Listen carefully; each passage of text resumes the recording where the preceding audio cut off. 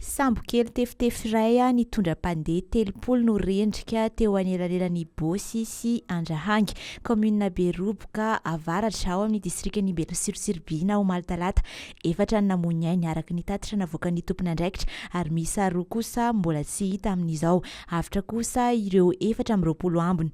Ankehitriny dia efa mandray ny andraikiny amin'ny fitsaboana ireo olona avatra ireo ny tompona Raikitra ny antoerana.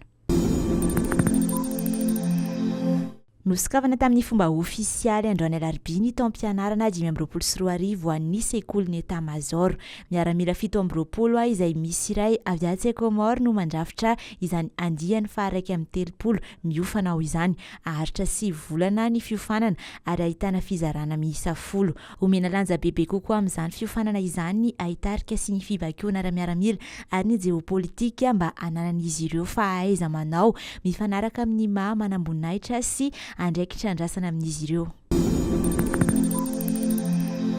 Ny 20 Martsa Nosokafana amin'ny fomba ofisialy etsy amin'ny kianja Barea Mamasina ny fahatsiarovana ny 20 Martsa 7,750 iaraka amin'izany koa ny any Moramanga itoy amin'ny fizaham-pahasalamana maimaim-pona any mpiady tia tandrazana mbola velona sy ny zoky olona mihoatra ny 12 taona ihany koa ny hetsika ary sy ny fampiratiana izay aharitra hatramin'ny 17 Martsa hotanterahina ny 12 Martsa eny amin'ny fiangonana Adventista Soamanandrariny ny fitoam-pivavahana fahatsiarovana ary mbola itoy ny 13 Martsa ety amin'ny katedraly Andohalo izay hotariny avy ao amin'ny FFKM.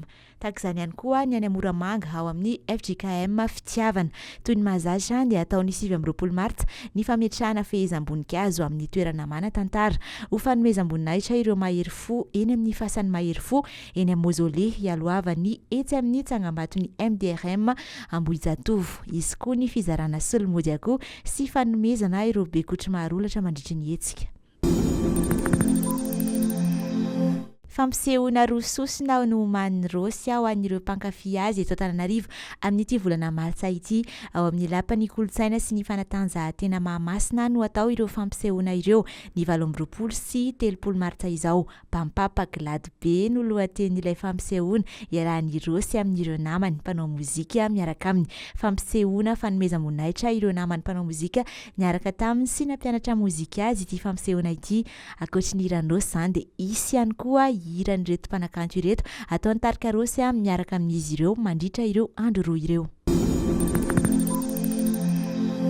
Vonona avokoa ireo mpilalaon'ny Barea rehetra hiatrika ny lalao raha hariva izay ionana amin'ny Centrafrika araka ny nambaran'ny Christophe Narson mpitsabo ny Barea androany alarobia. Tsy misy ny zavatra mety mampitaintaina toy ny aretina na ny fahavoazana mahazo ireo mpilalao araka ny nambarany.